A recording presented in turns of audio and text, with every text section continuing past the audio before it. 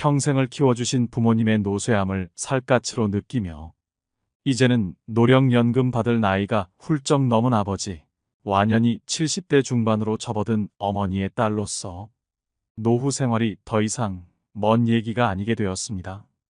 부모님의 기력은 갈수록 약해지고 기억력은 더 없어지는 것이 하루하루 갈수록 표시가 납니다.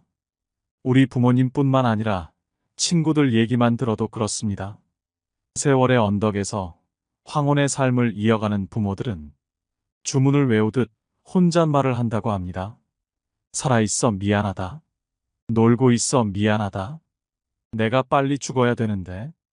부모들은 자식들에게 오히려 짐이 될까 노심초사하지만 부모의 노후 생활에 대해 진지하게 고민하고 걱정하는 자식들은 드뭅니다. 100세 시대라고 하지만 건강 수명은 그다지 늘지 않아 알고 보면 참으로 가슴 아픈 인생입니다. 요즘은 60 청춘이라는 말도 있지만 젊을 때부터 자식 뒷바라지 하느라 고생만 하다 늙으신 부모들은 환갑을 넘기는 순간 체력이 급격하게 저하됩니다. 평생 일만 하다 평안한 노후를 보낼 때쯤엔 이미 늙고 병들어 안 아픈 곳이 없고 병원을 내 집처럼 드나들어야 합니다. 결국 기대 수명이 높아지면서 부모 간병이 새로운 부담이 되고 있습니다. 문제는 배우자를 먼저 보내고 혼자 남으면 자식들은 먹고 살기 바쁘니 잘 챙겨드리기 어려운 현실입니다. 물론 자녀들에게 해가 되기 싫어 자발적으로 요양원에 가겠다고 하는 부모들도 있지만 대부분은 본인 의지와는 상관없이 요양원이나 요양병원으로 떠밀려 갑니다. 요양원에 입소하는 부모들의 사연은 구구절절합니다.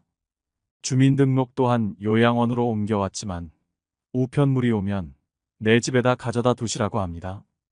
돌아갈 집이 없다는 것도 아실 텐데 그렇게라도 위안을 받고 싶어 하는 듯합니다. 집 텃밭에 풀도 뽑아주고 기초연금도 타러 가야 한다며 당신들은 할 일이 많아 바쁘다고 하십니다. 오늘 내일 가야 한다며 작은 가방을 옆구리에 끼고 복도를 서성입니다. 하지만 부모들의 거처는 요양원입니다. 부모 마음은 자식 감싸기 바쁘지만 요양원에 부모님을 맡긴 후 본인 부담금조차 내지 않고 전화 연락조차 두절인 자식도 있습니다. 전세든 월세든 남겨진 보증금 욕심으로 형제들끼리 아귀다툼도 벌입니다. 각종 할부금과 전화도 부모님 앞으로 돼 있지만 자식이 나 몰라라 해 입혀주고 먹여주고 키워준 부모를 신용불량자로 만듭니다. 참 좋은 우리나라 복지를 악용합니다. 정작 누구를 위한 복지이기에 인생 말년에 자식의 이용물이 돼야 하는지 묻고 싶습니다. 그런 것도 모르고 한 어르신은 빨간 고추 따서 햇볕에 말려서 이 자식, 저 자식에게 보내줘야 할 텐데라고 말씀하십니다. 빈손으로 왔다가 한 평 남짓한 관 속에 묻히는 순간까지 아들아, 내 딸들아 미안하다고 합니다. 부모들은 무엇이 자식에게 그토록 미안할까? 많은 돈, 번듯한 건물이라도 남겨주지 못한 못난 부모가 돼서 미안하다고 하실까요? 대부분의 사람들은 노후를 요양원에서 보내길 원하지 않습니다. 하지만 초고령화 사회로 접어들면서 부모님뿐 아니라 미래의 나 또한 요양원이나 요양병원, 실버타운 가운데 어딘가로 갈 가능성이 큰 시대가 됐습니다. 누구든지 피해가기 힘든 현실적인 문제가 됐다는 의미입니다. 오늘은 요양병원에 근무하는 어느 의사 선생님의 글을 먼저 소개해드리겠습니다. 영상을 끝까지 보시고 주변 분들에게도 공유하셔서 부모님의 사랑과 삶의 애환을 느끼셨으면 좋겠습니다. 요양병원에 면회 와서 서서 있는 가족 위치를 보면 촌수가 딱 나온다. 침대 옆에 바싹붙어 눈물 콧물 흘리면서 이것저것 챙기는 여자는 딸이다. 그 옆에 뻘쭘하게 서 있는 남자는 사위다. 문간쯤에 서서 먼 산 보고 있는 사내는 아들이다. 복도에서 휴대폰 만지작거리고 있는 여자는 며느리다. 요양병원에 장기 입원하고 있는 부모를 그래도 이따금씩 찾아가서 살뜰히 보살피며 준비해온 밥이며 반찬이며 떠먹이는 자식은 딸이다. 아들놈들은 침대 모서리에 잠시 걸터 앉아 딸이 사다 놓은 음료수 하나 까먹고 이내 사라진다. 아들이 무슨 신주단지라도 되듯이 아들 원하며 금지용 옆 키워놓은 벌을 늙어서 받는 것이다. 딸 하나 열아들 부럽지 않는 세상인 것을 그때는 몰랐다. 오늘도 우리의 미래가 될 수많은 그들이 창살 없는 감옥에서 의미 없는 삶을 연명하며 희망 없는 하루하루를 보내고 있다. 그들도 자신의 말로가 그렇게 될 줄은 전혀 몰랐을 것이다. 자신과는 절대 상관이 없는 이야기라고 믿고 싶겠지만 그것은 희망사항일 뿐 결코 남의 이야기가 아니다. 우리는 나이가 들고 서서히 정신이 빠져나가면 어린애처럼 속이 없어지고 결국 원하건 원치 않건 자식이 있건 없건 마누라나 남편이 있건 없건 돈이 있건 없건 잘 살았건 잘못 살았건 세상 감투를 썼건 못 썼건 잘났건 못났건 대부분 요양원이나 요양병원에서 생의 마지막을 보내게 된다. 그곳은 자기가 가고 싶다고 해서 갈 수 있는 것도 가기 싫다고 해서 안 가는 곳도 아니다. 늙고 병들고 정신이 혼미해져서 자식들과의 대화가 단절되기 시작하면 갈 곳은 그곳밖에 없다. 산 사람들은 살아야 하니까 두고 보면 안다. 그래도 어쩌랴?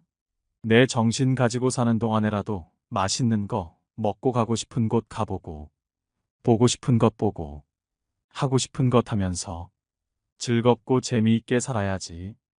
기적 같은 세상을 헛되이 보낼 수는 없지 않겠는가. 부모님의 슬픈 얼굴을 자세히 들여다보는 자식들이 얼마나 될까요? 물론 현실적인 어려움 때문에 어쩔 수 없어서 애써 외면하고 모른 척하며 가슴이 무너지는 경우도 많을 것입니다. 눈을 마주치지 못하는 자식들 앞에서 부모님은 슬픔을 드러내지 않으려 애쓰고 굳은 얼굴에 미소를 짓게 하려고 노력합니다. 자신은 걱정하지 말고 잘 살아라는 부모님의 말씀 한마디. 처음엔 마음이 무겁지만 이내 팍팍한 현실에 부딪혀 부모님에 대한 관심이 멀어지고 맙니다. 부모는 자녀가 걱정할까봐 마음과 다른 말을 합니다. 자식은 알면서도 현재 상황에 합리화합니다. 하지만 부모님에게 조금만 더 관심을 가져주세요. 조금만 더 챙겨주세요. 사소한 얘기라도 전화로 안부를 물어봐 주세요. 자식들의 관심은 따뜻한 위로가 됩니다. 부모의 사랑은 하늘같이 크고 높지만 받는 자식은 당연하게 생각합니다. 부모님이 세상 떠나기 전 미련 없이 가시게 하는 것도 인생 후회하지 않는 자식의 도리가 아닐까요? 어느 한 어머니가 자식들에게 쓴 편지를 읽어드리겠습니다. 언젠가 요양원에 나를 보낼 자식에게 내 사랑하는 아들, 딸들아. 가족들은 요양원 생활을 하겠다는 내 생각에 반대할지도 모른다. 그러나 대부분의 우리 세대들이 그리 생각하는 것처럼 나도 가족들의 짐이 되고 싶지 않다. 그렇게 해야 내 마음이 편할 것 같다. 그래서 몸은 가라앉아도 정신이 양호하다면 내 스스로 요양원을 찾을 것이다. 하지만 알츠하이머병 등으로 그런 판단조차 할 수 없는 때가 온다면 그때 나를 요양원으로 보내라고 이 글을 통해 부탁하련다. 얘들아, 나의 뇌가 나와 너희들을 내 기억에서 밀어냈을 때 나를 요양원으로 보내다오. 우리 엄마는 그림 그리기를 좋아하니 펜과 종이를 늘 마련해 주세요. 낙지는 못 드세요. 등등. 내가 좋아하는 것과 싫어하는 것을 그곳 사람들에게 미리 알려주렴. 간간히 내게 찾아와서 너희를 보게 해다오. 낯선 사람 보듯 누구세요? 하더라도 내 마음속 깊은 어딘가에서 너희를 알아보고 기뻐할지 몰라. 행복했던 시절 이야기를 들려주거나 사진을 보여주렴. 비록 내가 먼 곳으로 눈을 돌린다 해도 내 영혼 어딘가에서 알아보고 즐거워할지 누가 아니. 언젠가 우리가 늙어 약하고 지저분해지거든. 인내를 가지고 우리를 이해해다오. 늙어서 우리가 음식을 흘리면서 먹거나 옷을 더럽히고 옷도 잘 입지 못하게 되면 네가 어렸을 적 우리가 먹이고 입혔던 그 시간들을 떠올리면서 미안하지만 우리의 모습을 조금만 참고 받아다오. 늙어서 우리가 말을 할 때 했던 말을 하고 또 하더라도 말하는 중간에 못하게 하지 말고 끝까지 들어주면 좋겠다. 네가 어렸을 때 좋아하고 듣고 싶어 했던 이야기를 네가 잠이 들 때까지 셀 수 없이 되풀이하면서 들려주지 않았니? 혹시 우리가 새로 나온 기술을 모르고 점점 기억력이 약해진 우리가 무언가를 자주 잊어버리거나 말이 막혀 대화가 잘 안 될 때면 기억하는데 필요한 시간을 좀 내어주지 않겠니? 그래도 혹시 우리가 기억을 못 해내더라도 너무 염려하지는 말아다오. 왜냐하면 그때 우리에게 가장 소중한 것은 너와의 대화가 아니라 우리가 너와 함께 있다는 것이고 우리의 말을 들어주는 네가 있다는 것이 중요하기 때문이란다. 다리가 힘이 없고 쇠약하여 우리가 잘 걷지 못하게 되거든. 지팡이를 짚지 않고도 걷는 것이 위험하지 않게 도와줄 수 있니? 네가 뒤뚱거리며 처음 걸음마를 배울 때 우리가 너에게 한 것처럼 네 손을 우리에게 빌려다오. 비록 우리가 너를 키우면서 많은 실수를 했어도 우리는 부모로서 줄 수 있는 가장 좋은 것들과 부모로서 보여줄 수 있는 가장 좋은 삶을 너에게 보여주려고 최선을 다했다는 것을 언젠가는 너도 깨닫게 될 것이다. 사랑한다. 내 사랑하는 아들, 딸들아.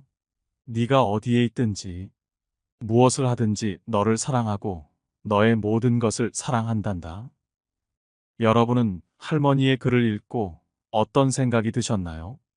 놀랍게도 치매 환자들이 자신을 잃어가는 와중에 본능적으로 지키려고 하는 것이 있다고 합니다. 바로 마음입니다. 오랜 시간 함께 해온 자식을 향한 애틋한 마음.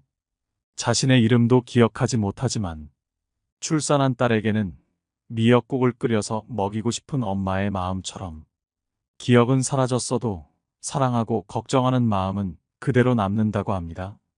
마음 한편에 존재하고는 있지만 딸 아들 내외가 나를 보러 안 오지 않을까, 나를 영영 잊는 건 아닐까 하고 존재하지 않는 사람이 돼버릴 것에 대한 두려움을 가진 채로 살아갑니다. 실제로 요양원에 들어오는 순간 바깥 세상과 단절된다고 합니다.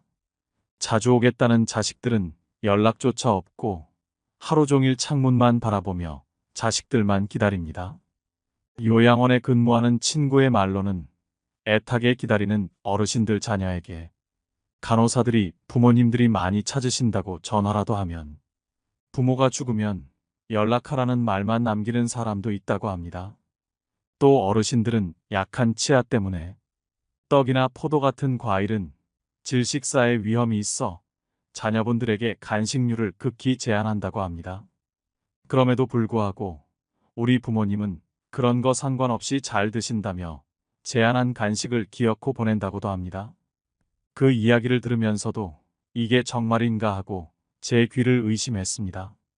조금 더 부모를 들여다보고 조금만 눈을 돌려서 인간다운 모습을 잃어가는 와중에도 부단히 살아내기 위해 노력하는 부모들이 있음을 알아줘야 합니다. 다음 소개해드릴 글은 우리의 아버지에 대한 애환이 담긴 글입니다. 아버지는 울 장소가 없어 슬픈 사람입니다. 아버지란 누구인가? 아버지란 기분이 좋을 때 헛기침을 하고 겁날 때 너털 웃음을 웃는 사람이다. 아버지란 자기가 기대한 만큼 아들, 딸의 학교 성적이 좋지 않을 때 괜찮아, 괜찮아 하면서도 속으로는 몹시 화가 나는 사람이다. 아버지의 마음은 먹지를 한 유리로 되어 있다. 그래서 잘 깨지기도 하면서 속은 잘 보이지 않는다. 아버지란 울 장소가 없어서 슬픈 사람이다. 아버지가 아침 식탁에서 급하게 일어나서 가는 곳은 즐거운 일만 기다리고 있는 것은 아니다. 아버지는 머리가 3개 달린 용과 싸우러 나간다. 그것은 피로와 일과 직장 상사에게 받는 스트레스다. 아버지란 내가 아버지 노릇을 하고 있나? 내가 정말 아버지다운가? 하는 자책을 매일 하는 사람이다. 아버지란 자식을 결혼시킬 때 한없이 울면서도 얼굴에는 웃음을 나타내는 사람이다. 아들, 딸이 밤늦게 돌아올 때에는 어머니는 10번 걱정하는 말을 하지만 아버지는 10번 현관문을 쳐다본다. 아버지의 최고 자랑은 자식들이 남들에게 칭찬받을 때이다. 아버지가 가장 꺼림칙한 속담이 있다. 그것은 가장 좋은 교훈은 선수 모범을 보이는 것이다라는 속담. 아버지는 늘 자식들한테 그럴듯한 교훈을 하면서도 정작 자신이 모범을 보이지 못하기 때문에 이 점에 있어서 미안하게 생각도 하고 남모르는 콤플렉스도 가지고 있다. 아버지는 이중적인 태도를 곧잘 취한다. 이유는 아들, 딸이 나를 닮아 주었으면 하고 생각하면서도 나를 닮지 않아 주었으면 하는 생각을 동시에 하기 때문이다. 아버지에 대한 생각은 나이에 따라 달라진다. 그러나 그대가 지금 몇 살이든 아버지에 대한 현재의 생각이 최종적이라고 생각하지 말라.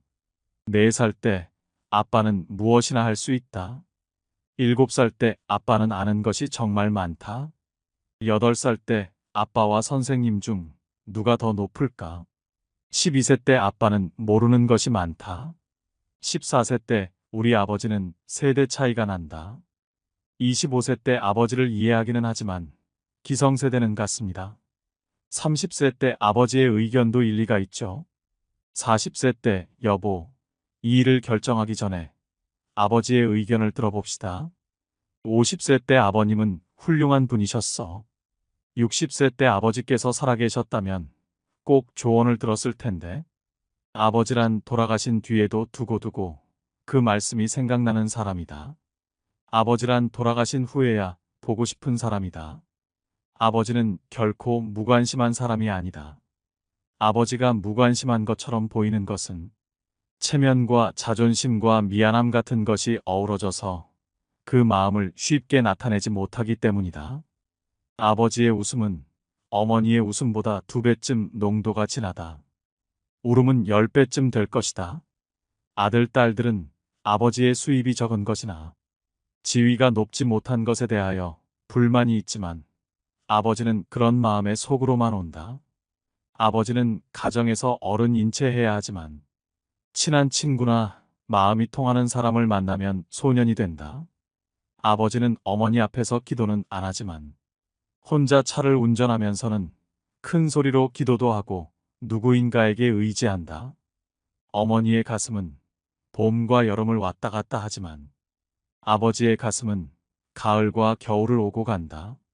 부모가 되고 나이가 들다 보면 어린 시절에 부모에게 불효했던 것을 뒤늦게 깨닫고 마음 아파한다. 나도 그러했기에 자식이 나를 서운하게 하는 일이 있다 해도 이해하려 한다. 아쉬움과 후회 속에서 살아가는 것이 인생이니까. 때가 되면 식물들은 꽃과 잎을 떨굴 준비를 한다. 꽃은 세상을 아름답고 향기롭게 꾸미고 벌과 나비에게 꿀을 주고 다음 세대의 번식을 위해 열매를 맺은 후에는 떨구어 대지를 향한다. 잎도 줄기의 작용인지 아니면 잎이 알아서 떨어지는 것인지는 알 수 없으나 가을이 되면 낙엽이 된다. 식물들이 때를 알아 꽃이나 단풍으로 마지막을 예쁘게 장식하고 떨어지듯 우리도 인생의 끄트머리에 있는 때를 미리 생각하며 아름다운 마무리가 될 수 있게 준비하는 것은 어떨까? 옛말에 한 아버지는 10아들을 키울 수 있으나 10아들은 한 아버지를 봉양하기 어렵다는 말이 있습니다. 자식이 배부르고 따뜻한가를 늘 부모는 묻지만 부모는 배고프고 추운 것은 자식들에게 말하지 않습니다. 더 많은 것을 주지 못한 자신을 탓할 뿐입니다. 아버지의 사랑이 묻어있는 글 한 편을 더 소개해드립니다. 애비야, 나 3만 원만 주고 갈 수 있겠니? 없어요. 80살이 넘은 아버지가 회사에 출근하는 아들에게 사정을 했건만 아들은 냉정하게 거절을 하였다. 늙은 아버지는 이웃 노인들과 어울리다 얻어만 먹어온 소주를 오늘은 한 번이라도 갚아주고 싶었다. 며느리가 설거지를 하다 부자간의 대화를 듣다 시아버지의 그늘진 얼굴을 보았다. 며느리는 무언가를 한참 생각하더니 밖으로 달려나갔다. 한참 만에 버스를 막 타려는 남편을 불러 세워 숨찬 소리로 손을 내밀었다. 여보, 돈 좀 주고 가요. 뭐하게? 애들 옷도 사입히고 저 오늘 동창 계모임도 있어요. 며느리는 지갑에서 5만 원 가량을 꺼내 헤아리며 담뱃값이, 차값이, 대포값이 어쩌니 하는 남편 지갑을 빼앗아 차비만 쥐어주고 집으로 돌아왔다. 그리고는 아파트 베란다에 기대 밖을 바라보는 시아버지께 돈을 몽땅 내밀었다. 아버님, 이 돈으로 드시고 싶은 소주도 잡수시고 친구분들도 오랜만에 대접해드리세요. 시아버지는 며느리가 고마웠지만 선뜻 받을 수 없었다. 너네 살기도 넉넉치 않은데 괜찮다. 애들 맛있는 거 사주거라. 며느리는 대답도 듣는 둥 마는 둥 돈을 탁자에 놓아드리고 서둘러 방문을 닫았다. 그날 밤 남편이 퇴근하고 돌아왔다. 씻지도 않고 노는 애들을 보고 왜 애들 좀 씻기지 이렇게 더럽냐? 고 말했다. 그 이튿날도 또 그 다음 날도 애들 꼴은 더러워져 가고 있었다. 새까만 손등이며 며칠 전까지만 해도 반들해하던 애들이 거짓꼴로 변해갔다. 남편은 화를 벌컥 내어 고함을 쳤다. 여편 내가 하루 종일 뭐 하길래 애들 꼴을 저렇게 만들어놔. 남편의 화난 소리를 듣고 있던 아내가 눈에 핏줄기가 서서는 화를 내며 남편에게 소리를 질렀다. 저 애들을 곱게 키워봐야 뭐해요? 당신이 아버지께 돈 3만 원도 냉정하게 거절하는데 우리 애들도 우리가 늙어서 3만 원 달래면 안 줄 거 아니에요? 그런데 뭐 때문에 애들을 사랑으로 키우라고 해요? 아내의 말에 남편은 말을 잇지 못했다. 한참 후 멍하니 서 있던 아들은 최면에서 풀린 듯 늙은 아버지의 방문을 조심스레 열었다. 늙은 아버지는 아들의 무정함을 잊은 채 안쓰러운 표정으로 어서 오거라. 회사 일이 힘들었을 텐데 고생했구나. 환절기라 감기 조심해야 한다. 아버지는 무정한 아들을 걱정하는 것이다. 어린 시절 아버지의 추억이 주마등처럼 스쳐 지나갔다. 아들 눈에는 눈물이 고였다. 노년 빈곤이란 말이 있습니다. 노년의 빈곤은 불행한 일이라는 것입니다. 자식이 내미는 손과 부모가 내미는 손은 어떻게 다를까요? 부모는 자식이 내미는 그 손에 자신의 모든 것을 쥐어주면서 애벌레가 성충으로 크도록 애정으로 돌봅니다. 그리고 껍질만 남은 곤충처럼 되어버립니다. 그러면서도 부모는 자식의 손에 더 많은 것을, 더 좋은 것을 주지 못하는 것을 안타까워합니다. 세월이 흘러 부모는 늙고 힘도 없고 이제 부모는 가진 게 없습니다. 너무 늙어버린 것이죠. 그래서 이번에는 몇 푼 용돈을 얻기 위해 자식에게 손을 내밉니다. 그러나 자식은 부모 마음 같지가 않습니다. 부모의 내미는 손이 보기가 싫은 것이죠. 그에게 부담이 되는 것입니다. 자식이 내미는 손에 부모는 섬으로 주었건만 자식은 부모에게 호불호 주는 것마저 부담스럽게 느낍니다. 치매에 걸린 부모님을 모시는 문제로 고심하고 있는 분의 사연을 들려드리겠습니다. 언제나 제 유년 시절 기억 속에 포근하고 유쾌한 모습으로 남아있는 어머니. 그런 어머니가 치매에 덫에 걸리신 지 벌써 2년째입니다. 제 나이 59살 어머니는 벌써 80대이시니 무리도 아니죠. 그런데도 여전히 전 어머니가 방금 전 식사한 것도 잊으시고 밥을 찾으실 때마다 화장실에서 뒤처리를 하지 못해 헤매는 모습을 볼 때마다 억장이 무너집니다. 어머니를 돌보는 일을 저보다 더 많이 하게 되는 아내를 볼 면목도 없습니다. 이제 어머니도 아내도 모두 노인인데 얼마나 지치겠습니까? 결국 얼마 전 장남인 제가 5동생을 모았습니다. 무거운 마음으로 요양병원 얘기를 꺼냈죠. 다들 말이 없더군요. 내심 제가 계속 어머니를 모시길 바라는 눈치였어요. 그래도 저희 가족이 고생을 하니까 차마 말은 못하고 어떡하지 걱정만 하더군요. 결국 아무런 결론을 내리지 못했습니다. 동생들에게 어렵게 말은 꺼냈지만 저도 사실 결정이 바로 서진 않습니다. 어머니가 우리를 어떻게 키웠는데 요양병원이라니요. 이런 불효자가 있을까요? 하지만 매일 마주하는 현실이 너무 어렵습니다. 저는 어떻게 해야 할까요? 이와 같은 고민을 안고 사는 가정은 더 이상 소수가 아닙니다.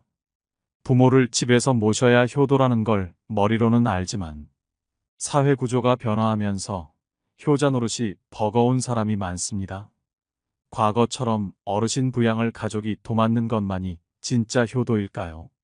부모님이 온전할 때 스스로 고민하고 내 건강이 안 좋아지면 특정 요양시설에 맡겨달라고 자녀에게 이야기를 꺼내는 것도 하나의 방법이며 그 대신 일주일에 식사 한 번은 꼭 같이 하자는 등의 조건을 다는 것이 좋을 것 같습니다.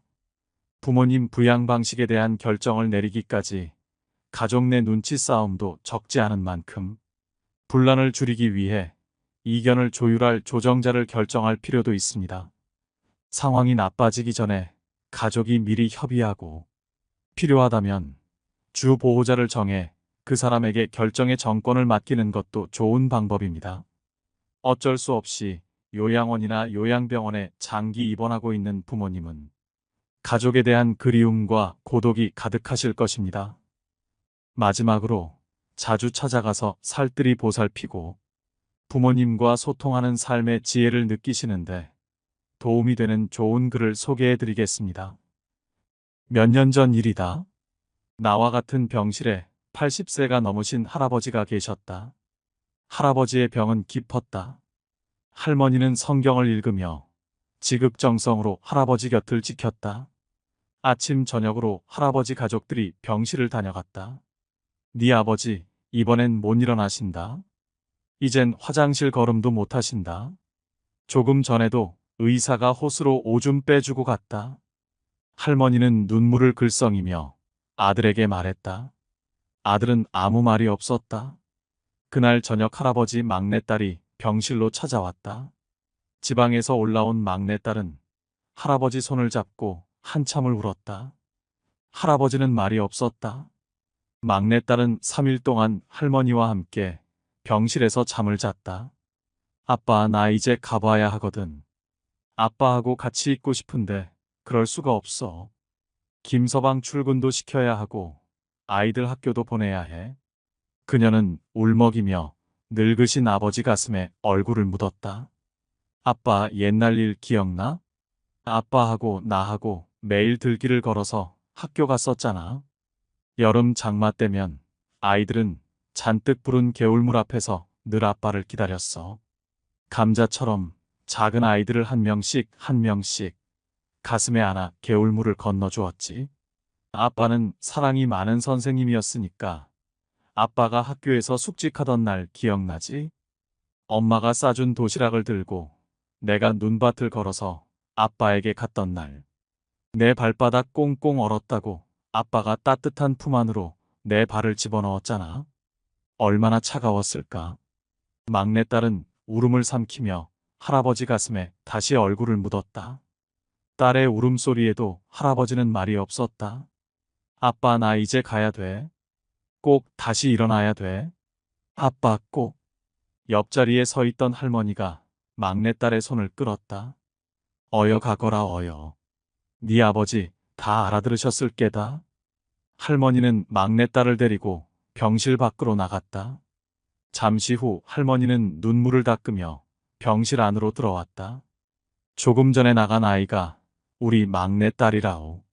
아버지 사랑을 많이 받고 자랐지요. 응석바지로 자라 지금도 아빠 아빠 하잖아요. 이제 지 아버지 눈이나 감으면 와야지. 뭐 아버지를 끔찍히 좋아했는데 아버지 얼굴을 마지막 본다고 생각하니 얼마나 슬펐을까. 바로 그때 할아버지 목소리가 들려왔다. 임자, 임자.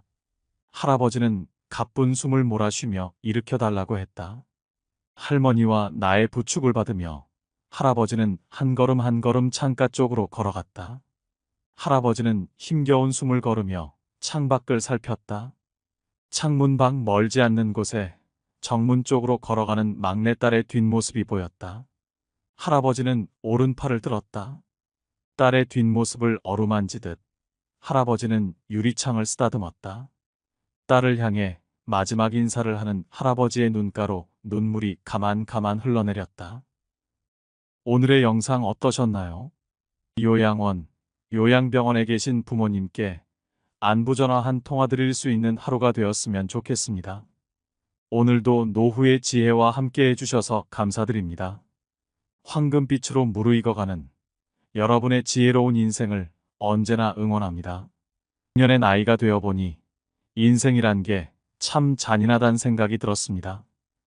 젊은 날은 그렇게 모든 걸 하나라도 더 가지라고, 놓치지 말라고, 악착같이 살라고 내 부모님의 등을 떠밀더니 이제는 늙어선 자신이 부여잡은 모든 걸, 그게 목숨보다 귀한 자식이라 해도 결국 다 놓고 가라고, 미련도 기대도 다 놓고 훌훌 가라고 등을 떠밀고 있으니 인생은 그들에게 얼마나 잔인한가요?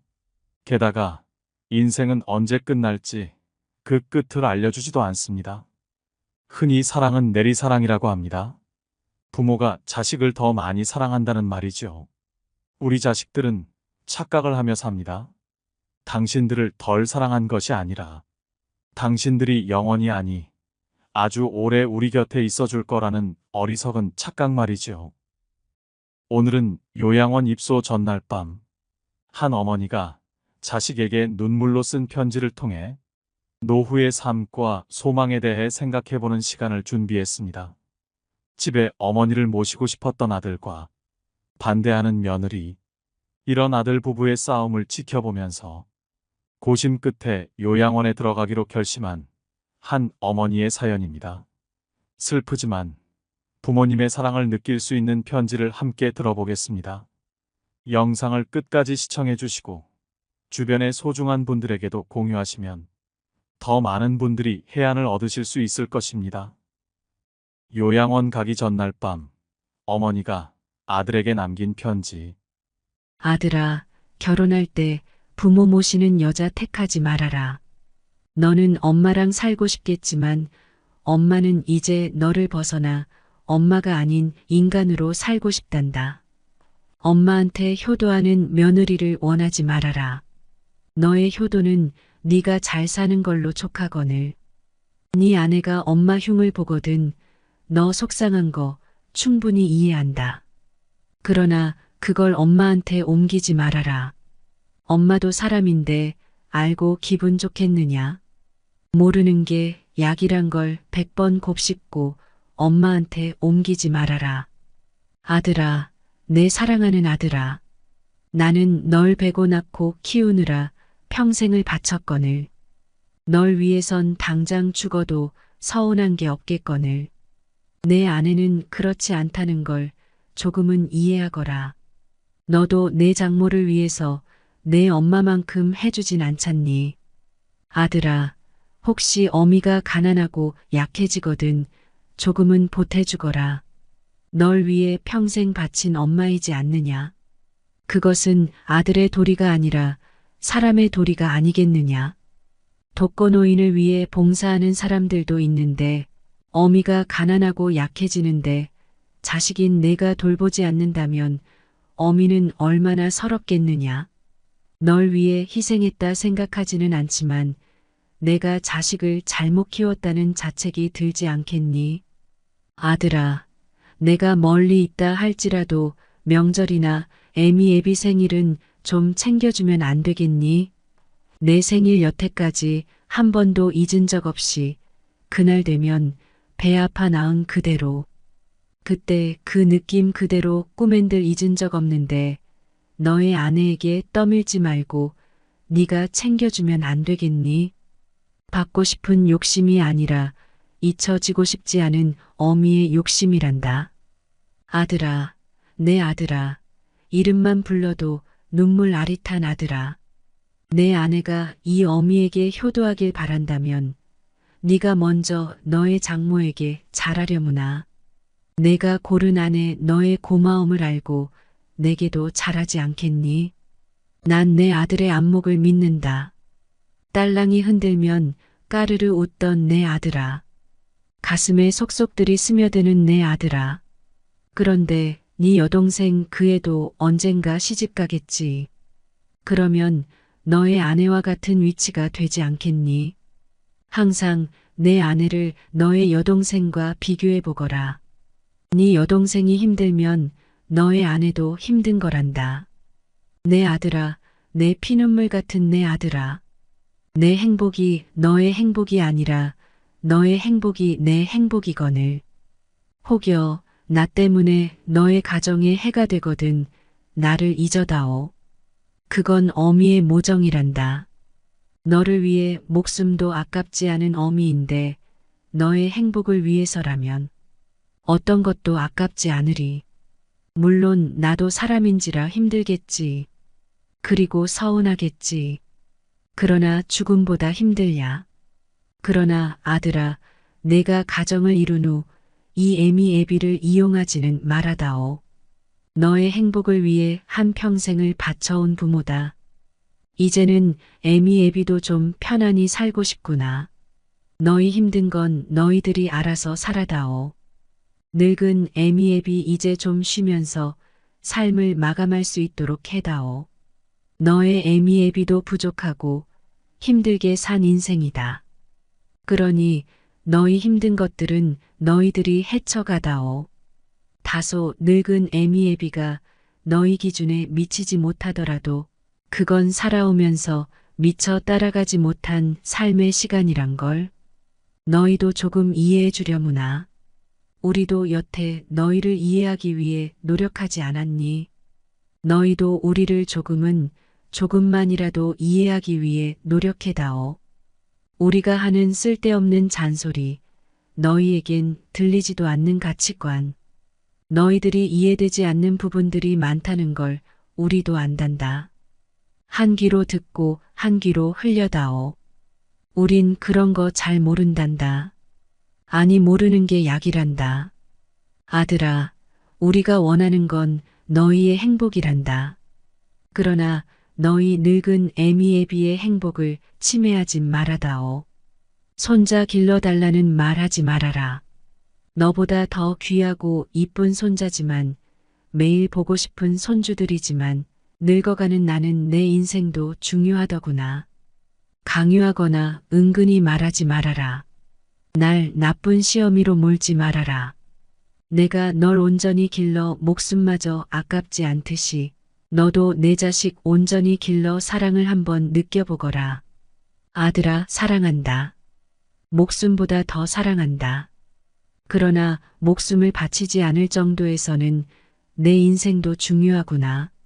어찌 노모가 제 젖먹이를 잊어버릴 수 있겠느냐?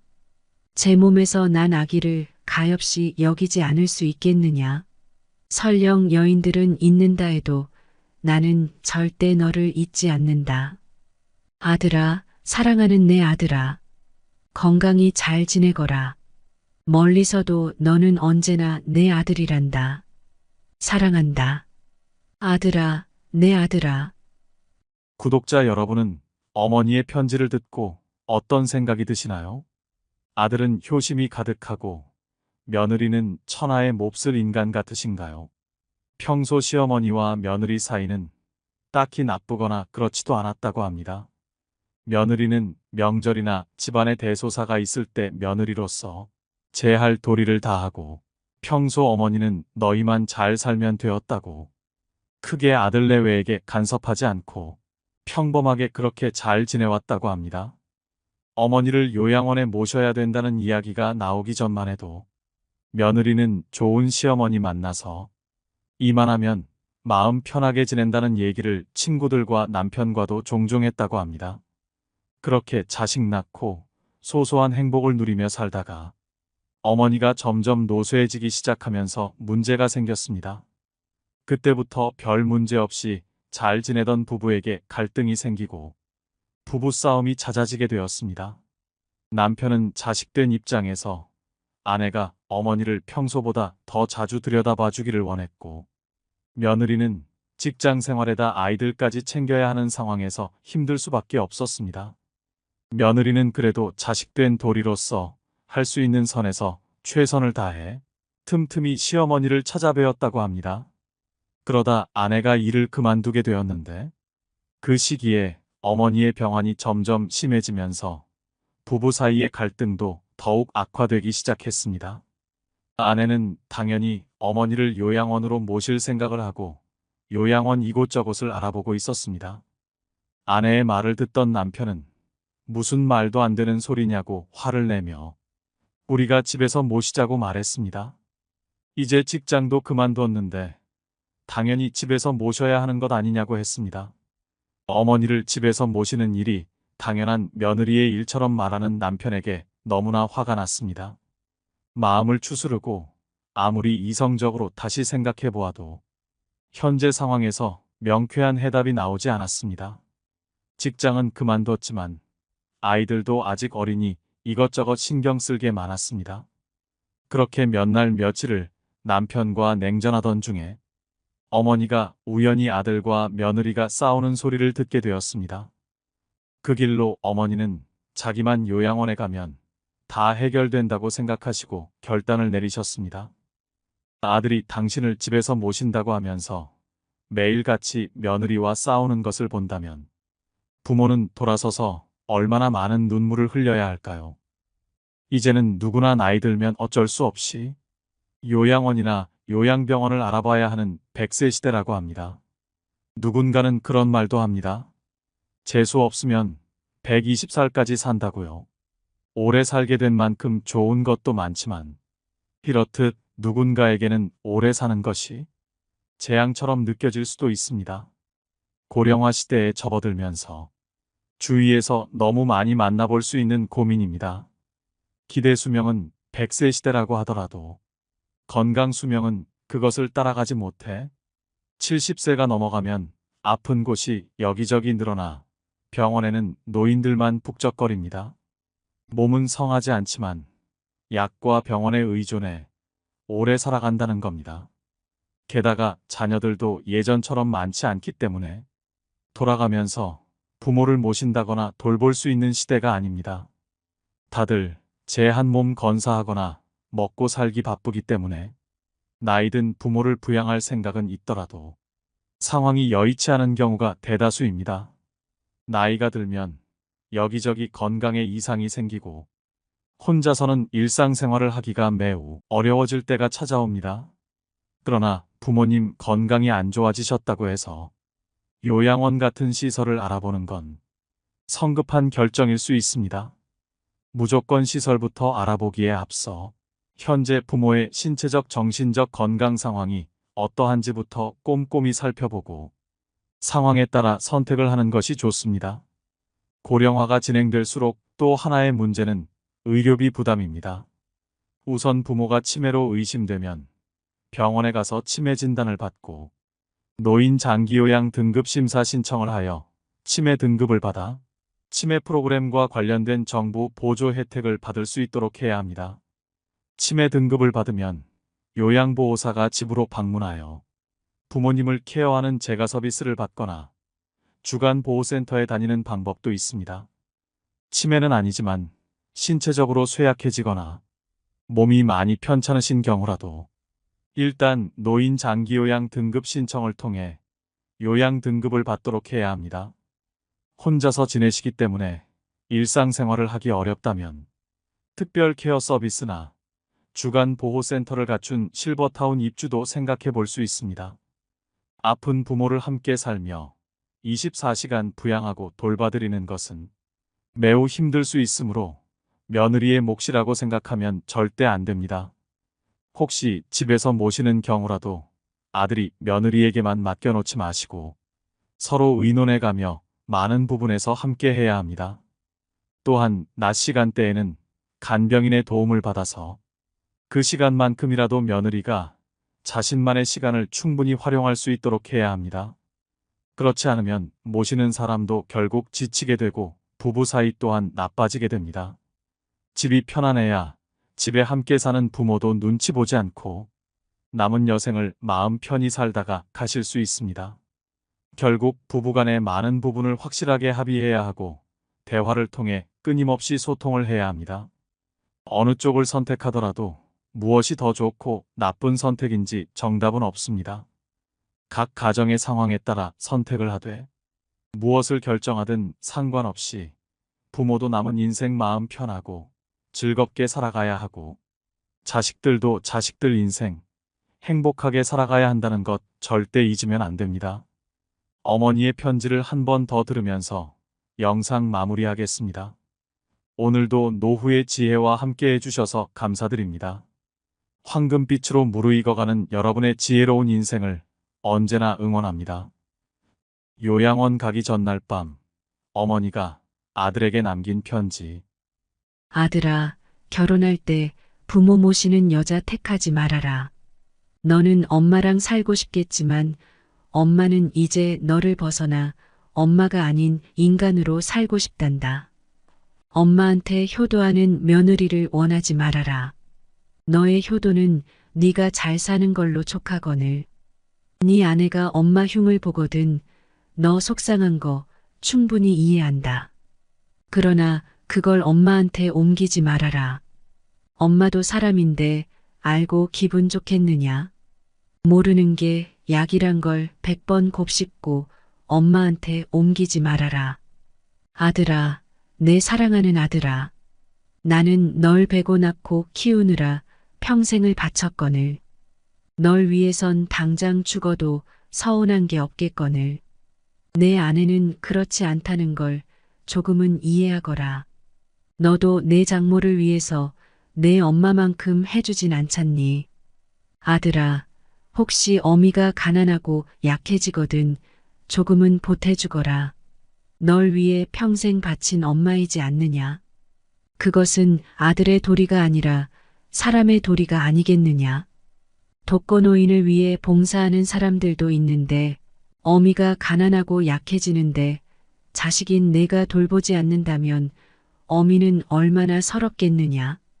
널 위해 희생했다 생각하지는 않지만 내가 자식을 잘못 키웠다는 자책이 들지 않겠니? 아들아, 내가 멀리 있다 할지라도 명절이나 애미 애비 생일은 좀 챙겨주면 안 되겠니?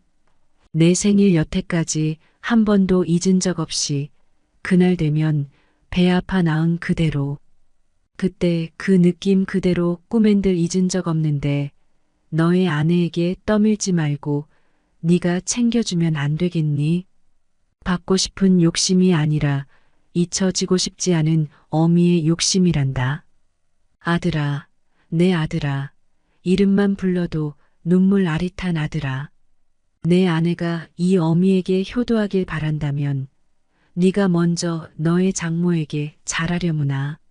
내가 고른 아내 너의 고마움을 알고 내게도 잘하지 않겠니? 난 내 아들의 안목을 믿는다. 딸랑이 흔들면 까르르 웃던 내 아들아. 가슴에 속속들이 스며드는 내 아들아. 그런데 네 여동생 그 애도 언젠가 시집가겠지. 그러면 너의 아내와 같은 위치가 되지 않겠니? 항상 내 아내를 너의 여동생과 비교해 보거라.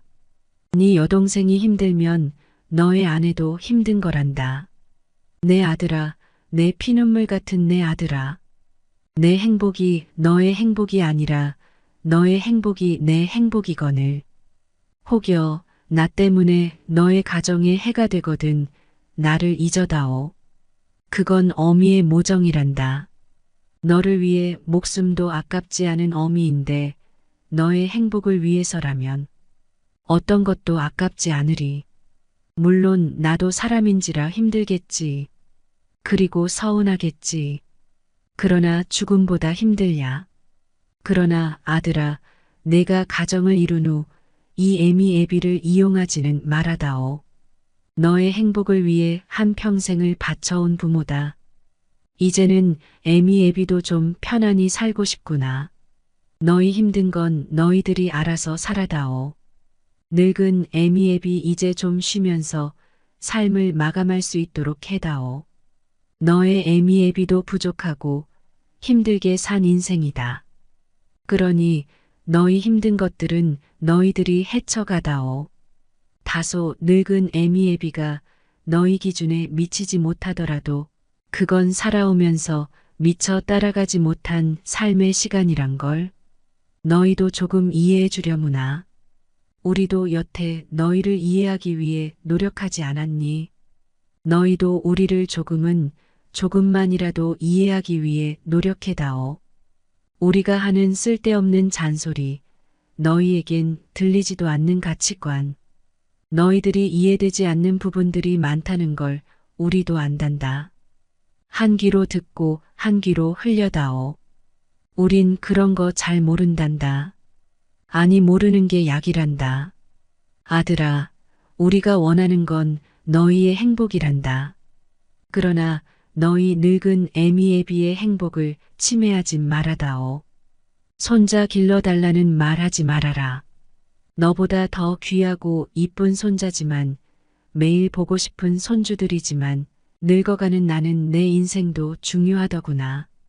강요하거나 은근히 말하지 말아라. 날 나쁜 시어미로 몰지 말아라.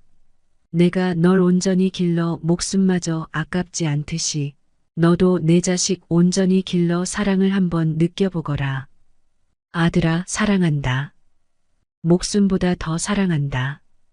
그러나 목숨을 바치지 않을 정도에서는 내 인생도 중요하구나. 어찌 노모가 제 젖먹이를 잊어버릴 수 있겠느냐? 제 몸에서 난 아기를 가엾이 여기지 않을 수 있겠느냐? 설령 여인들은 잊는다 해도 나는 절대 너를 잊지 않는다. 아들아, 사랑하는 내 아들아. 건강히 잘 지내거라. 멀리서도 너는 언제나 내 아들이란다. 사랑한다. 아들아, 내 아들아.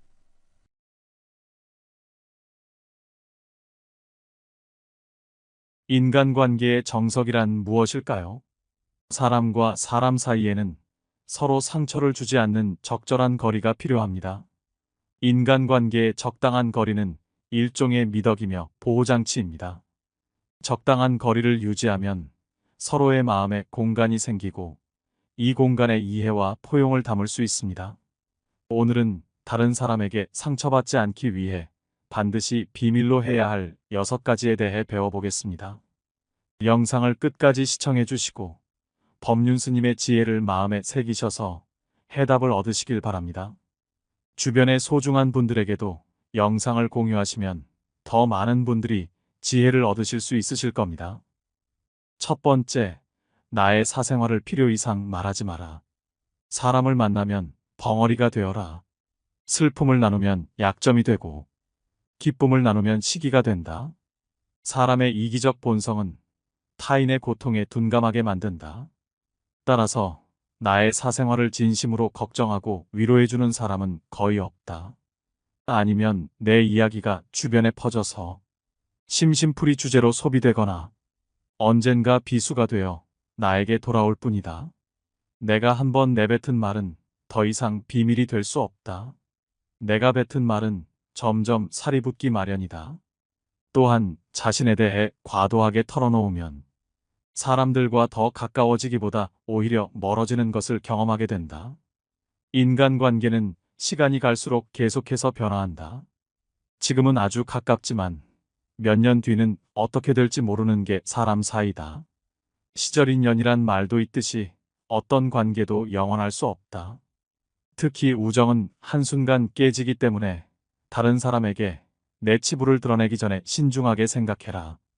반드시 후회한다. 만약 나의 깊은 사생활을 잘 아는 사람과 관계가 안 좋아지면 쓸데없이 신경 써야 하는 일이 많이 생길 것이다. 특히 나의 안 좋은 습관들이나 불행한 가정사는 더욱 타인의 판단과 비판에 노출되지 않게 조심해야 한다. 삶의 특정 부분을 비밀로 유지해야 내가 더 품위 있고 남들에게 존중받아야 할 사람이라는 인식을 심어줄 수 있다. 드러내지 말아야 할 내 사생활에 대한 이야기를 실컷 하고 집에 돌아와.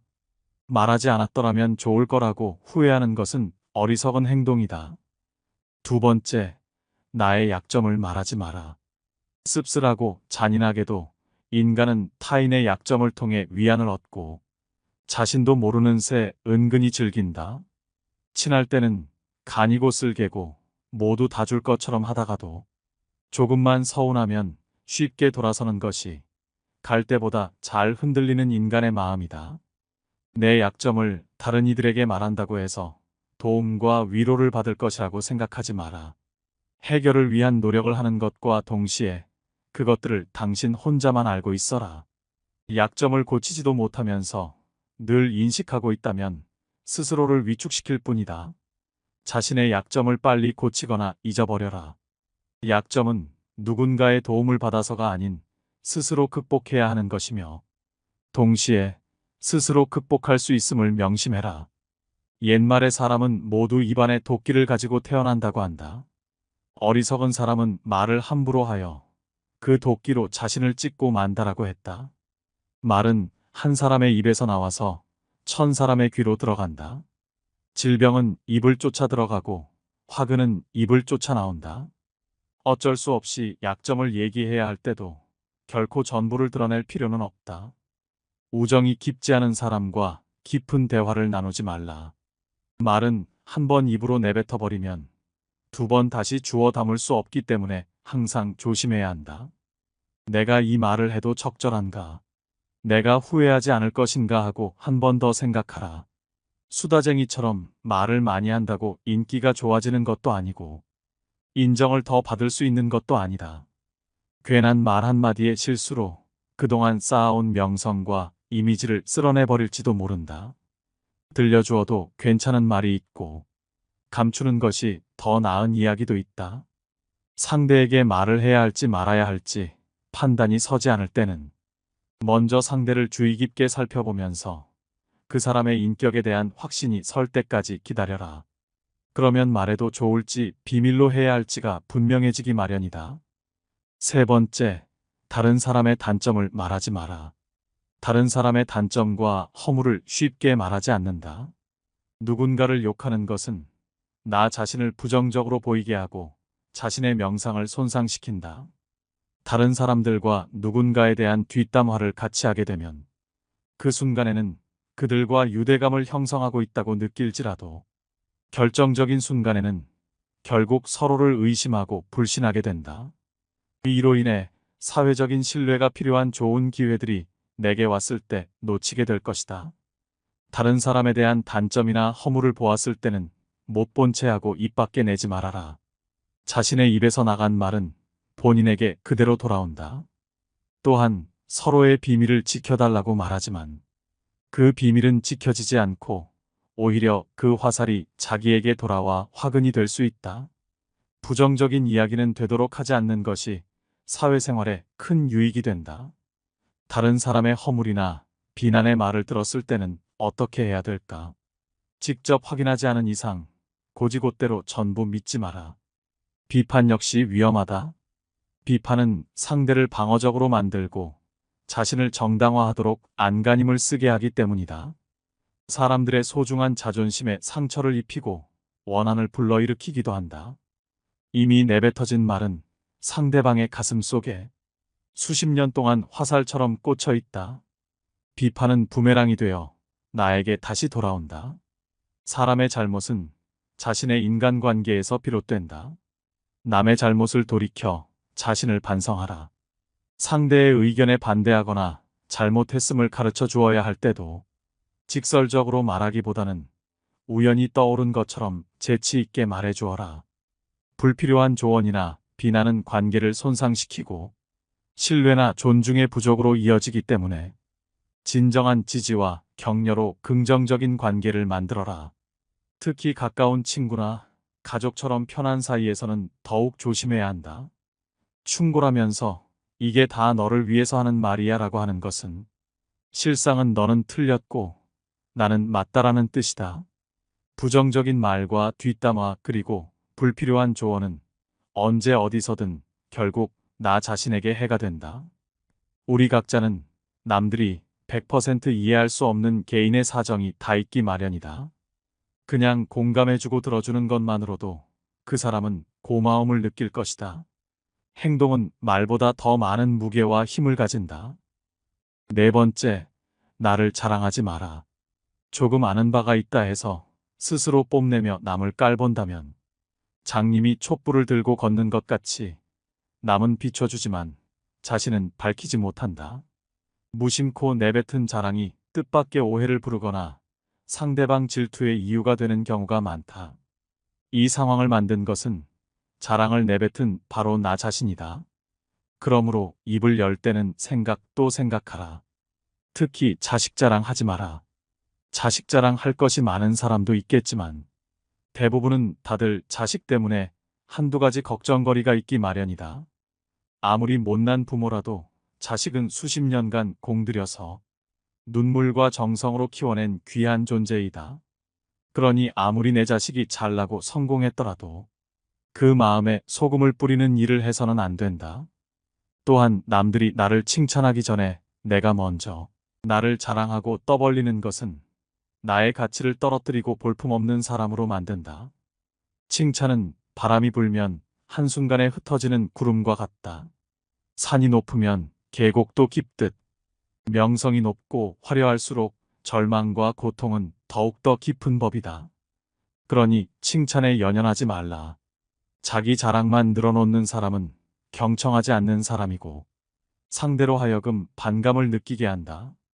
당장은 필요에 의해 곁에 있더라도 많은 사람들이 점차 그의 곁을 떠날 것이다. 겸손함을 길러 불필요한 시기 질투를 피하라. 오히려 진짜 현명한 사람은 겸손으로 무장해 불필요한 질투심으로부터 자신을 보호한다. 자신의 가치를 알고 있고 다른 사람들로부터 검증을 요구하지 않는다. 특히 자랑거리가 많을수록 능력이 많을수록 상대가 나에게 시기 질투를 느끼지 않도록 하는 것이 제일 좋은 처세다. 인간이란 자기보다 가진 것이 많다고 생각되면 시기 질투하고 자기보다 가진 것이 없다고 생각되면 무시하는 게 본능이다. 아무리 선행이라도 계속 말하면 오만해 보인다. 선행의 진실함이 가려지고 나를 과시하기 위한 수단으로 비춰질 것이다. 굳이 드러내지 않아도 나의 배품을 기억하는 소수의 사람들이 나에게 중요한 도움을 줄 때가 올 것이다. 스스로 옳다고 여기는 사람은 분명하게 판단하지 못하고 스스로 만족해하는 사람은 드러나지 않으며 스스로 뽐내는 사람은 공로가 없어지고 스스로 자랑하는 사람은 오래가지 못한다. 5번째, 내가 가진 돈에 대해 이야기하지 마라. 세상에서 사람을 가장 크게 상처 입히는 3가지는 번민과 말다툼, 그리고 텅 빈 지갑이다. 그 중에서 텅 빈 지갑이 가장 크게 사람을 상처 입힌다. 그러니 가족이나 아무리 친한 친구에게도 내가 돈을 얼마나 많이 가졌는지에 대해 말하지 마라. 인간은 다른 이가 나보다 더 많은 것을 가졌다는 이유만으로도 상처받는 존재다. 앞에서 다들 박수 쳐주면서 함께 기뻐하는 것 같아도 속마음은 그렇지 못하다. 나보다 돈이 적으면 무시하고 많으면 질투하는 게 인간의 본능이다. 돈 자랑도 아무나 하는 게 아니다. 드러난 돈이야. 내가 자랑하지 않아도 남들이 다 안다. 또한 처음 만나는 사람 앞에서 돈 자랑으로 과시하는 것이 절대 다른 사람을 기선제압하는 좋은 방법이 아니다. 오히려 그런 사람은 만나면 돈 냄새가 진동을 해서 자신을 진정으로 도와줄 사람은 코를 막고 떠나가고 돈만 빼먹으려는 사람들만 호시탐탐 입맛을 다시며 우글거리게 된다. 혹여 특히 나와 별다를 바 없이 살던 지인이 갑자기 부자가 된 경우라면 그 시기 질투의 강도가 세진다. 그러면서도 당연한 듯 무언가를 요구하거나 기대하며 내가 더 받는 것이 당연한 듯 행동하기 쉽다. 결국 관계는 끝을 맺는다. 그렇기에 아무리 친한 친구나 가족이라도 내가 가진 돈에 대한 이야기는 절대 하지 마라. 6번째, 내 목표에 대해 말하지 마라. 다른 사람에게 나의 목표를 알렸을 때 좋은 결과로 돌아오는 일은 극히 드물다. 그저 내 목표가 정확히 무엇인지 상대방에게 이해시키는데 귀중한 힘을 낭비만 하는 경우가 많다. 사람들의 의견과 관점은 서로 다르고 각자의 경험에 따라 상대적이기 때문이다. 사람들은 돈만큼 남들이 가진 재능에 질투를 느낀다. 자신보다 뛰어난 사람이 많아지는 것을 경계하기 때문에 지금보다 발전하려는 사람들을 철저히 뭉개려 할 것이다. 아직 시작도 안 한 목표를 남들에게 말하는 것은 내 목표로부터 멀어지는 일이다. 결국 목표를 만들고 성취하는 것은 자신에게 달려 있어. 목표를 향해 어느 정도 진전을 이룰 때까지 혼자 알고 있어라. 내 목표나 꿈은 나 자신에게는 중요하지만 다른 사람들에게는 그리 중요하지 않은 문제이다. 또한 목표를 이루는 과정에서 실패할 가능성도 있기 때문에 목표를 이루기도 전에 말하는 것은 내 약점을 미리 떠벌리는 것과 같고 성숙한 관계에서도 상대에게 부담감을 줄 수 있다. 간혹 타인의 좋은 지지를 구하는 것이 도움이 될 수는 있지만 내가 목표하는 것을 이미 이루었거나 그 분야의 전문가가 아닌 이상에는 조언을 구하지 마라. 목표를 너무 일찍 논의하는 것은 불필요한 에너지를 소비하고 목표를 성취하는데 방해가 될 수 있다. 목표를 알린 타인에게 좋은 평가를 받는 일에 너무 연연한 나머지 지나치게 불안감을 느낄 수 있다. 세상에서 가장 위험한 것은 해보지 않은 자의 조언이다. 나를 이해하지 못하는 사람들의 근거 없는 판단과 평가에 쓸데없이 발목을 잡힐 필요가 없다. 최고의 승리는 자기 자신을 정복하는 것이지 남들에게 정복당하는 것은 최대의 수치이다. 첫 번째, 나의 사생활을 필요 이상 말하지 마라. 사람을 만나면 벙어리가 되어라. 슬픔을 나누면 약점이 되고 기쁨을 나누면 시기가 된다. 사람의 이기적 본성은 타인의 고통에 둔감하게 만든다. 따라서 나의 사생활을 진심으로 걱정하고 위로해주는 사람은 거의 없다. 아니면 내 이야기가 주변에 퍼져서 심심풀이 주제로 소비되거나 언젠가 비수가 되어 나에게 돌아올 뿐이다. 내가 한번 내뱉은 말은 더 이상 비밀이 될 수 없다. 내가 뱉은 말은 점점 살이 붙기 마련이다. 또한 자신에 대해 과도하게 털어놓으면 사람들과 더 가까워지기보다 오히려 멀어지는 것을 경험하게 된다. 인간관계는 시간이 갈수록 계속해서 변화한다. 지금은 아주 가깝지만 몇 년 뒤는 어떻게 될지 모르는 게 사람 사이다. 시절 인연이란 말도 있듯이 어떤 관계도 영원할 수 없다. 특히 우정은 한순간 깨지기 때문에 다른 사람에게 내 치부를 드러내기 전에 신중하게 생각해라. 반드시 후회한다. 만약 나의 깊은 사생활을 잘 아는 사람과 관계가 안 좋아지면 쓸데없이 신경 써야 하는 일이 많이 생길 것이다. 특히 나의 안 좋은 습관들이나 불행한 가정사는 더욱 타인의 판단과 비판에 노출되지 않게 조심해야 한다. 삶의 특정 부분을 비밀로 유지해야 내가 더 품위 있고 남들에게 존중받아야 할 사람이라는 인식을 심어줄 수 있다. 드러내지 말아야 할 내 사생활에 대한 이야기를 실컷 하고 집에 돌아와. 말하지 않았더라면 좋을 거라고 후회하는 것은 어리석은 행동이다. 두 번째, 나의 약점을 말하지 마라. 씁쓸하고 잔인하게도 인간은 타인의 약점을 통해 위안을 얻고 자신도 모르는 새 은근히 즐긴다. 친할 때는 간이고 쓸개고 모두 다 줄 것처럼 하다가도 조금만 서운하면 쉽게 돌아서는 것이 갈 때보다 잘 흔들리는 인간의 마음이다. 내 약점을 다른 이들에게 말한다고 해서 도움과 위로를 받을 것이라고 생각하지 마라. 해결을 위한 노력을 하는 것과 동시에 그것들을 당신 혼자만 알고 있어라. 약점을 고치지도 못하면서 늘 인식하고 있다면 스스로를 위축시킬 뿐이다. 자신의 약점을 빨리 고치거나 잊어버려라. 약점은 누군가의 도움을 받아서가 아닌 스스로 극복해야 하는 것이며 동시에 스스로 극복할 수 있음을 명심해라. 옛말에 사람은 모두 입안에 도끼를 가지고 태어난다고 한다. 어리석은 사람은 말을 함부로 하여 그 도끼로 자신을 찢고 만다라고 했다. 말은 한 사람의 입에서 나와서 1000사람의 귀로 들어간다. 질병은 입을 쫓아 들어가고 화근은 입을 쫓아 나온다. 어쩔 수 없이 약점을 얘기해야 할 때도 결코 전부를 드러낼 필요는 없다. 우정이 깊지 않은 사람과 깊은 대화를 나누지 말라. 말은 한 번 입으로 내뱉어버리면 두 번 다시 주워 담을 수 없기 때문에 항상 조심해야 한다. 내가 이 말을 해도 적절한가? 내가 후회하지 않을 것인가 하고 한 번 더 생각하라. 수다쟁이처럼 말을 많이 한다고 인기가 좋아지는 것도 아니고 인정을 더 받을 수 있는 것도 아니다. 괜한 말 한마디의 실수로 그동안 쌓아온 명성과 이미지를 쓸어내버릴지도 모른다. 들려주어도 괜찮은 말이 있고 감추는 것이 더 나은 이야기도 있다. 상대에게 말을 해야 할지 말아야 할지 판단이 서지 않을 때는 먼저 상대를 주의 깊게 살펴보면서 그 사람의 인격에 대한 확신이 설 때까지 기다려라.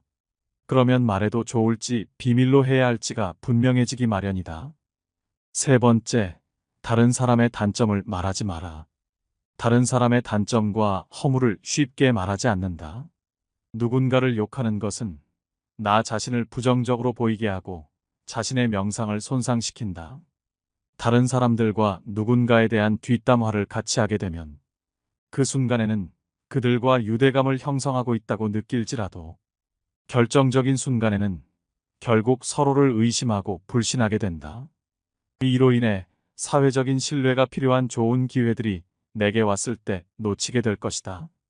다른 사람에 대한 단점이나 허물을 보았을 때는 못 본 채 하고 입 밖에 내지 말아라. 자신의 입에서 나간 말은 본인에게 그대로 돌아온다. 또한 서로의 비밀을 지켜달라고 말하지만 그 비밀은 지켜지지 않고 오히려 그 화살이 자기에게 돌아와 화근이 될 수 있다. 부정적인 이야기는 되도록 하지 않는 것이 사회생활에 큰 유익이 된다. 다른 사람의 허물이나 비난의 말을 들었을 때는 어떻게 해야 될까? 직접 확인하지 않은 이상 고지곳대로 전부 믿지 마라. 비판 역시 위험하다. 비판은 상대를 방어적으로 만들고 자신을 정당화하도록 안간힘을 쓰게 하기 때문이다. 사람들의 소중한 자존심에 상처를 입히고 원한을 불러일으키기도 한다. 이미 내뱉어진 말은 상대방의 가슴 속에 수십 년 동안 화살처럼 꽂혀 있다. 비판은 부메랑이 되어 나에게 다시 돌아온다. 사람의 잘못은 자신의 인간관계에서 비롯된다. 남의 잘못을 돌이켜 자신을 반성하라. 상대의 의견에 반대하거나 잘못했음을 가르쳐 주어야 할 때도 직설적으로 말하기보다는 우연히 떠오른 것처럼 재치 있게 말해 주어라. 불필요한 조언이나 비난은 관계를 손상시키고 신뢰나 존중의 부족으로 이어지기 때문에 진정한 지지와 격려로 긍정적인 관계를 만들어라. 특히 가까운 친구나 가족처럼 편한 사이에서는 더욱 조심해야 한다. 충고라면서 이게 다 너를 위해서 하는 말이야 라고 하는 것은 실상은 너는 틀렸고 나는 맞다라는 뜻이다. 부정적인 말과 뒷담화 그리고 불필요한 조언은 언제 어디서든 결국 나 자신에게 해가 된다. 우리 각자는 남들이 100% 이해할 수 없는 개인의 사정이 다 있기 마련이다. 그냥 공감해주고 들어주는 것만으로도 그 사람은 고마움을 느낄 것이다. 행동은 말보다 더 많은 무게와 힘을 가진다. 네 번째, 나를 자랑하지 마라. 조금 아는 바가 있다 해서 스스로 뽐내며 남을 깔본다면 장님이 촛불을 들고 걷는 것 같이 남은 비춰주지만 자신은 밝히지 못한다. 무심코 내뱉은 자랑이 뜻밖의 오해를 부르거나 상대방 질투의 이유가 되는 경우가 많다. 이 상황을 만든 것은 자랑을 내뱉은 바로 나 자신이다. 그러므로 입을 열 때는 생각 또 생각하라. 특히 자식 자랑 하지 마라. 자식 자랑 할 것이 많은 사람도 있겠지만 대부분은 다들 자식 때문에 한두 가지 걱정거리가 있기 마련이다. 아무리 못난 부모라도 자식은 수십 년간 공들여서 눈물과 정성으로 키워낸 귀한 존재이다. 그러니 아무리 내 자식이 잘나고 성공했더라도 그 마음에 소금을 뿌리는 일을 해서는 안 된다. 또한 남들이 나를 칭찬하기 전에 내가 먼저 나를 자랑하고 떠벌리는 것은 나의 가치를 떨어뜨리고 볼품없는 사람으로 만든다. 칭찬은 바람이 불면 한순간에 흩어지는 구름과 같다. 산이 높으면 계곡도 깊듯 명성이 높고 화려할수록 절망과 고통은 더욱더 깊은 법이다. 그러니 칭찬에 연연하지 말라. 자기 자랑만 늘어놓는 사람은 경청하지 않는 사람이고 상대로 하여금 반감을 느끼게 한다.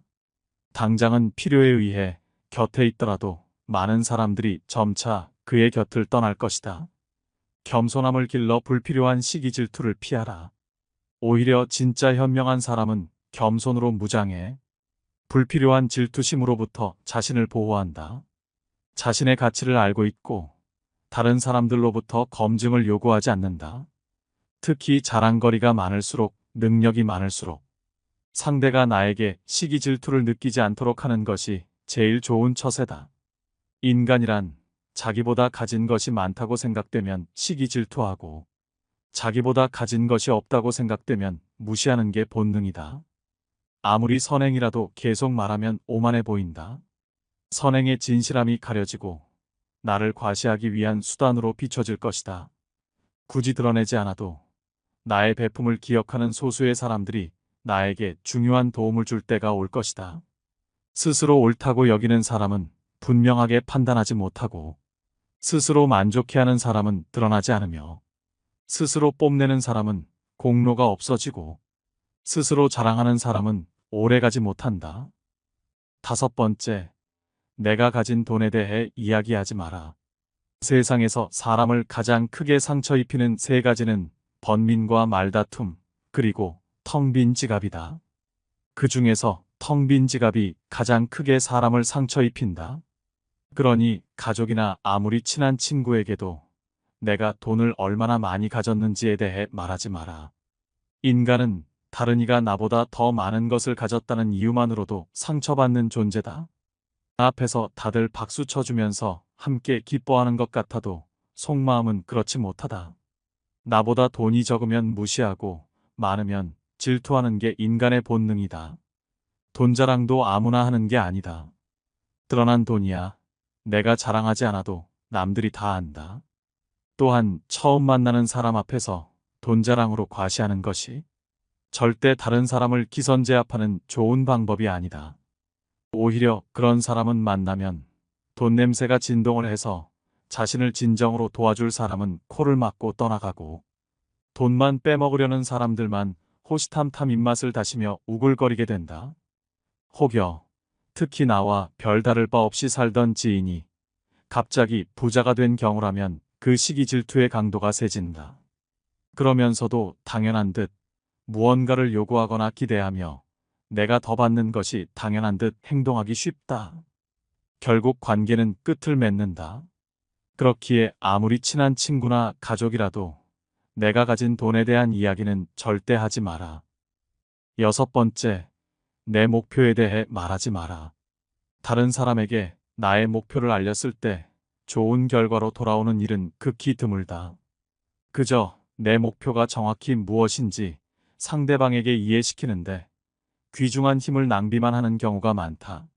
사람들의 의견과 관점은 서로 다르고 각자의 경험에 따라 상대적이기 때문이다. 사람들은 돈만큼 남들이 가진 재능에 질투를 느낀다. 자신보다 뛰어난 사람이 많아지는 것을 경계하기 때문에 지금보다 발전하려는 사람들을 철저히 뭉개려 할 것이다. 아직 시작도 안 한 목표를 남들에게 말하는 것은 내 목표로부터 멀어지는 일이다. 결국 목표를 만들고 성취하는 것은 자신에게 달려 있어 목표를 향해 어느 정도 진전을 이룰 때까지 혼자 알고 있어라. 내 목표나 꿈은 나 자신에게는 중요하지만 다른 사람들에게는 그리 중요하지 않은 문제이다.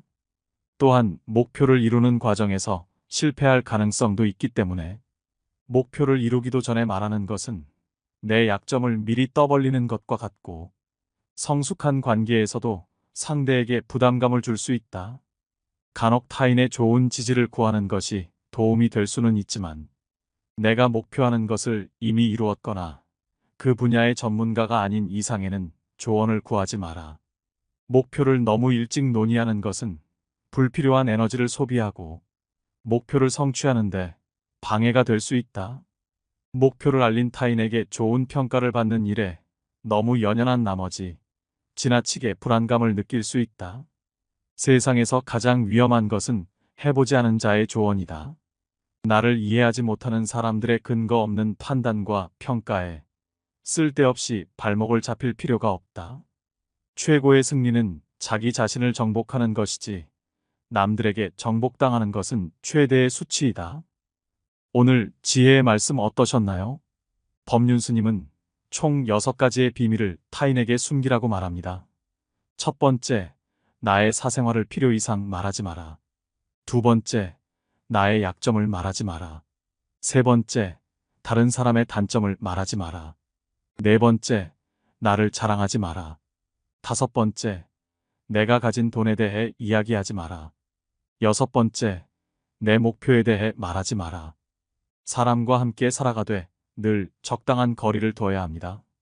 영상을 반복하여 들으셔서 현명한 인간관계에 대한 해안을 얻으셨길 소망합니다. 오늘도 노후의 지혜와 함께 해주셔서 감사드립니다. 황금빛으로 무르익어가는 여러분의 지혜로운 인생을 언제나 응원합니다. 구독과 좋아요는 큰 힘이 됩니다.